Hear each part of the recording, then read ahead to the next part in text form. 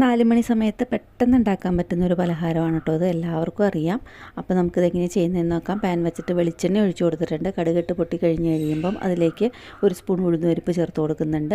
വെളിച്ചെണ്ണയിൽ ഉണ്ടാക്കണം കേട്ടോ, അപ്പോഴാണ് കേട്ടോ കൂടുതൽ ടേസ്റ്റ് ഉണ്ടാവുന്നത്. ഉഴുന്നുപരിപ്പ് കൊണ്ട് ശരിക്കൊന്ന് മുരിഞ്ഞ് കഴിയുമ്പം അതിലേക്ക് ഒരു സവാള ചോപ്പ് ചെയ്ത് ചേർത്ത് കൊടുക്കുന്നുണ്ട്.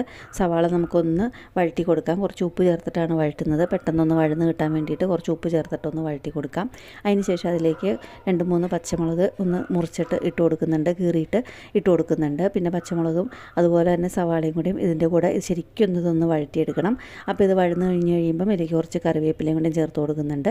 കുറച്ച് കറിവേപ്പിലൂടെ ചേർത്ത് കൊടുത്ത് കഴിഞ്ഞിട്ട് ശരിക്കൊന്ന് കറിവേപ്പിലയും പച്ചമുളകും എല്ലാം ശരിക്കൊന്ന് വഴറ്റുക. അതിന് ശേഷം ഇതിലേക്ക് ഞാനിപ്പോൾ ഇവിടെ ചേർത്ത് കൊടുക്കാൻ പോകുന്നത് ഒരു 1.5 കപ്പ് സേമിയയാണ് കേട്ടോ. വറുക്കാത്ത സേമിയയാണ്, പച്ച സേമിയയാണ് ചേർത്ത് കൊടുക്കുന്നത്.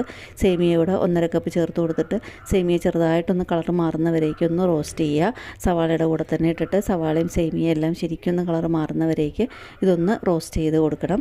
സേമിയയുടെ കളർ ചെറുതായിട്ടൊന്ന് മാറി തുടങ്ങുന്ന സമയത്ത് നമുക്കിതിലേക്ക് എന്തോരം സേമിയ എടുത്തിരുന്നോ അതിൻ്റെ പകുതി അളവിലുള്ള വെള്ളം ഒഴിച്ചു കൊടുക്കുന്നുണ്ട്. പകുതി അളവിലാണ് വെള്ളം ഒഴിച്ചേക്കുന്നത്. നേരത്തെ സവാളയ്ക്ക് ഉപ്പ് ചേർത്തിരുന്നു. അപ്പോൾ ഇതിന് ഉപ്പ് കുറവുണ്ടെന്നുണ്ടെങ്കിൽ ഈ സമയത്ത് കുറച്ച് ഉപ്പ് കൂടെ ചേർത്ത് കൊടുക്കാം.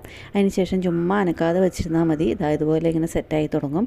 അപ്പോൾ ഇതുപോലെ ഇങ്ങനെ സെറ്റായി തുടങ്ങിയിട്ട് ചെറുതായിട്ട് ഇങ്ങനെ ഒന്ന് വിട്ട് വരും. ആ സമയത്ത് 1 സ്പൂൺ നെയ്യ് കൂടെ ചേർത്ത് കൊടുക്കുന്നുണ്ട്.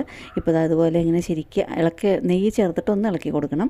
ഇപ്പോൾ ശരിക്കും സെറ്റായി വന്നിട്ടുണ്ട്. ഇത് ശരിക്കും ഡ്രൈ ആയി കിട്ടും. നല്ലപോലെ ഡ്രൈ ആക്കും. കുറച്ച് സമയം കൊണ്ട് ഇരുന്നാൽ ശരിക്കും ഒന്ന് ഡ്രൈ ആയി കിട്ടും.